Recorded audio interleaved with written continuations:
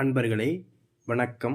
நாம் இன்னைக்கு வீடியோ பதிவில் எதை பற்றி நம்ம பார்க்க போகிறோம் அப்படின்னு பார்த்தீங்கன்னா, கேட்பதை எல்லாம் தரக்கூடிய பத்ரகாளியுடைய மந்திரத்தை பற்றியும், அந்த பத்ரகாளியை வசியம் செய்யக்கூடிய எந்திரத்தை பற்றியும், அந்த பத்ரகாளியை பூஜை செய்யக்கூடிய பூஜை முறைகளை பற்றியும் தான் நம்ம இன்னைக்கு வீடியோ பதிவில் முழுமையாக நம்ம பார்க்க போகிறோம்.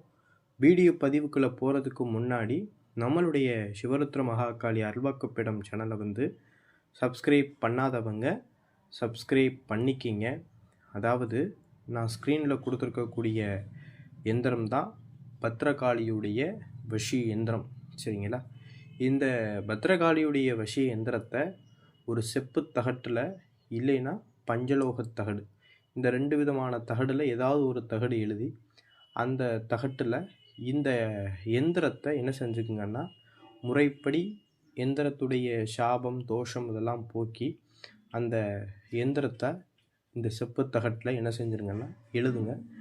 எழுதி முடித்த பிறகு அந்த எந்திரத்திற்கு ஒரு 5 விதமான திரவியங்களால் அபிஷேகம் பண்ணுங்க. மஞ்சள்னால், பால், பன்னீர், இளநீர், சரிங்களா, சந்தனம், இந்த மாதிரி 5 விதமான திரவியங்களில் அந்த எந்திரத்துக்கு அபிஷேகம் செய்து ஒரு எலுமிச்சம்பழத்தை 2ஆக வெட்டி குங்குமம் தடவி அந்த எலுமிச்சம்பழத்தையும் அந்த எந்திரத்து மேலே பழி கொடுத்து அந்த எந்திரத்தை சுத்தி பண்ணி எடுத்து வச்சுக்குங்க.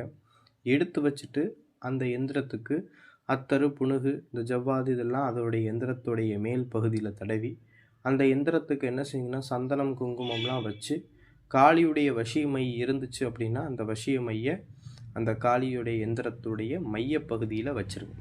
வச்சுட்டு அந்த எந்திரத்தை ஒரு தாம்பாளத்தட்டில் நவதானியமோ இல்லை விபூதியோ கொட்டி பரப்பிட்டு அந்த எந்திரத்தை அந்த தட்டில் வச்சு உங்களுடைய பூஜை ரூமில் ஒரு மண் அகல் விளக்கில் என்ன செஞ்சுருங்கன்னா, சுத்தமான நாட்டு மாட்டுடைய பசு நெய், சரிங்களா, இந்த பசு நெய் பார்த்திங்கன்னா வெள்ளை நிற பசு இருக்குது பாருங்கள், தூய்மையான வெள்ளை நிற பசு, அந்த வெள்ளை நிற பசுவோடைய நெய் இருந்துச்சு அப்படின்னா அதை கொஞ்சம் சேகரித்து எடுத்து வச்சு அந்த நெய்யில் என்ன செஞ்சுக்கங்கன்னா தீபம் போடுங்க. இல்லாத பட்சத்துக்கு சும்மா சாதாரண மாட்டுடைய பசு நெய் ஊற்றி போட்டுக்குங்க. அந்த மாதிரி வெள்ளை மாட்டு கிடச்சிச்சின்னா ரொம்ப நல்லது. சரிங்களா? தீபம் போட்டுட்டு அந்த தீப ஒளி இந்த எந்திரத்தில் படுற மாதிரி வச்சுக்கிட்டு நீங்கள் கிழக்கு திசை பார்த்தோ இல்லை வடக்கு திசை பார்த்தோ நீங்கள் அமர்ந்து உட்காந்துக்குங்க.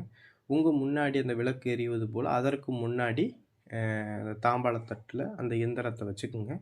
நான் ஸ்க்ரீனில் கொடுத்துருக்கக்கூடிய மந்திரம் தான் என்னென்னு வச்சுக்கோங்க, பத்ரகாளியுடைய மகா மந்திரம். சரிங்களா? இந்த பத்ரகாளியை இந்த எந்திரத்துக்கு உண்டான மந்திரம் அது. சரிங்களா? வேறு எந்த மந்திரமும் இந்த எந்திரத்துக்கு இது பண்ணாது. எப்படி ஒரு பூட்டு இருக்குது அப்படின்னா அந்த பூட்டுக்கு உண்டான சாவியை போட்டால் தான் என்ன செய்யும்னா திறக்கும். நான் இன்றைக்கி ஸ்க்ரீனில் கொடுத்துருக்கக்கூடிய எந்திரம் பத்ரகாளியுடைய எந்திரம். இன்னைக்கு நான் ஸ்க்ரீனில் கொடுத்துருக்கக்கூடிய மந்திரம் பத்ரகாளியுடைய மந்திரம். இது 2ஐயும் சேர்த்து நம்ம ஆக்டிவேட் பண்ணாதான் அது இயங்கும். சரிங்களா? இதே போல் நம்ம என்ன செய்யணும்னா, மொத்தம் 21 நாளைக்கு இந்த பத்ரகாளியுடைய மந்திரத்தை எத்தனை மணிக்கு மந்திரம் ஜபம் பண்ணணும்? இரவு 10 மணிக்கு மேலாக நம்ம பூஜை ரூமில் இந்த மந்திரத்தை தினசரி ஒரு 21 நாட்கள் நம்ம தொடர்ந்து என்ன செய்யணும்னா பூஜை பண்ணிட்டு வரணும். சரிங்களா? இப்படி நம்ம தொடர்ந்து பூஜை பண்ணிட்டு வரும்போது எளிதில் நம்மளுக்கு என்ன செஞ்சுருவாங்கன்னா, பத்ரகாளி நம்மளுக்கு வசமாயிருவாங்க. சரிங்களா? இந்த எந்திரத்தை பார்த்திங்கன்னா முறைப்படி நீங்களாம் எழுதாதீங்க. முன் அனுபவம் இல்லாதவங்க எந்த விதத்துலையும் எழுதாதீங்க. முறைப்படி குருமார்கிட்ட எழுதி இந்த எந்திரத்தை நம்ம வாங்கிக்கிறணும். சரிங்களா? குரு நம்மளுக்கு தொட்டு காட்டினாத்தான் அந்த வித்தைங்கிறது நம்மளுக்கு பலிக்கும். சரிங்களா? அதனால தான் இன்றைய காலகட்டங்களில் மந்திரங்கள் முதற்கண்டு குரு மூலியமாக நம்ம வாங்கி ஜெபம் பண்ணணும். எவ்வளவோ மந்திரங்கள் இன்றைக்கி புத்தகங்கள்லையோ சுவடிகள்லையோ இருக்குது. அதெல்லாம் நம்ம ஜெபம் பண்ணும்போது அதற்குண்டான பலன் தராது. சரிங்களா?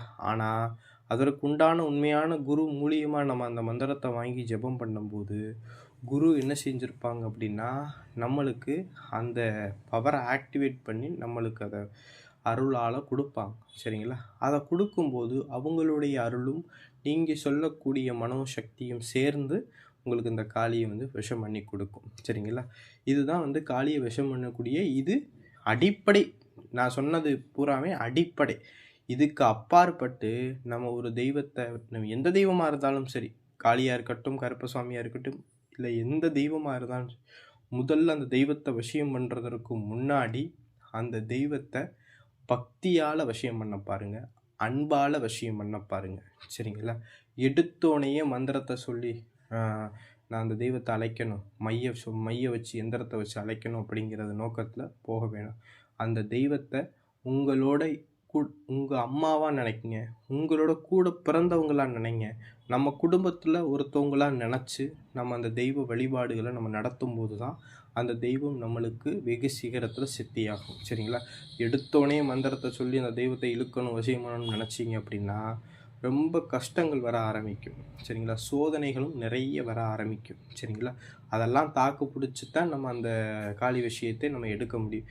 காளி விஷயத்தில் மட்டும் ரொம்ப சோதனை வரும். சரிங்களா? அதனால தான் நான் என்ன சொல்கிறேன்னா, எடுத்தோனையே யாரும் காளி வசியம் பண்ணணும், மந்திரம் சொல்லி இது பண்ணணும்னு நினைக்காம முதல்ல அந்த தெய்வத்தை பக்தியில் வணங்குங்க. எல்லாமே நீ தான் எனக்கு இந்த வையகத்தில் கொடுக்கக்கூடிய என்ன பொருளாக இருந்தாலும் அது உன்னால் நடக்கிறது. எனக்கு சந்தோஷம் நடந்தாலும், இன்பம் நடந்தாலும், துன்பம் நடந்தாலும் அதற்கு காரணமாக இருக்கக்கூடியவள் நீ அப்படின்னு நினச்சி சதா சர்வ காலமும் நீயே கெதி என்று அந்த தெய்வத்தை நினச்சி நம்ம வாழ கற்றுக்கிறோம். சரிங்களா? இதுதான் முழு சரணாகதி. சரிங்களா? காளியை வணங்கக்கூடிய எல்லாத்துக்குமே நான் சொல்கிறேன் என்னென்னா, முதல்ல எல்லாமே நீ நினைங்க. சரிங்களா? சும்மா காளியை ஒரு பக்கெட் எடுக்கிறது, குட்டிச்சாத்தான ஒரு பக்கெட் எடுக்கிறது, காட்டேரியோ இது அப்படின்னா பக்தி கிடையாது. இது இப்படி ஆனால் பெரிய ஆள் ஆயிடலாமா, அப்படி போனால் பெரிய ஆள் ஆயிடலாமா அப்படிங்கிற மாதிரி அந்த ஓட்டத்தில் போகிறது. அப்படி வசியம் எடுத்தோம்னா காளி ஒரு நாளைக்கு நம்மளை தூக்கி வீசிட்டு போயிட்டே இருப்பாள். சரிங்களா? முழுமையாக நீயே கெதி, உன்னை தவிர அந்த உலகத்தில் வேறு எதுவுமே எனக்கு கிடையாது அப்படிங்கிறத மனசில் வச்சு அந்த தெய்வத்தை அன்பாலையும் பக்தியாலையும் வசியம் பண்ணுங்க. அதுக்கப்புறம் மந்திரங்களை சொல்லி வழிபடலாம். சரிங்களா? இன்றைக்கி நான் சொல்லியிருக்கிறது மந்திரங்கள் எல்லாருமே வணங்கக்கூடிய வகையில் இருக்கக்கூடிய மந்திரம் தான். சரிங்களா? பாமர மக்கள் எளிமையில் காளியை வசியம் பண்ணக்கூடிய ஒரு முறை தான். சரிங்களா?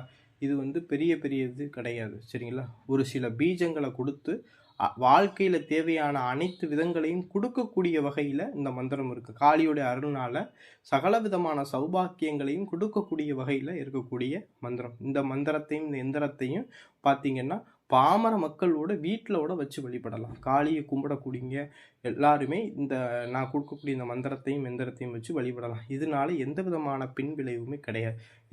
இந்த எந்திரமும் மந்திரமும் வேணும் அப்படின்னு நினைக்கிறவங்க வாட்ஸ்அப்பில் உள்ள நம்ம அந்த நம்பருக்கு தொடர்பு கொண்டு இந்த எந்திரமும் மந்திரமும் நம்மள்கிட்ட வாங்கிக்கிறலாம். சரிங்களா? இந்த வீடியோ பதிவு பிடிச்சிருந்துச்சு அப்படின்னா நம்மளுடைய சிவரத்ன மகாகாளி அல்வாக்குப்பிடம் சேனலை சப்ஸ்கிரைப் பண்ணாதவங்க சப்ஸ்கிரைப் பண்ணிக்கிங்க. நன்றி, வணக்கம்.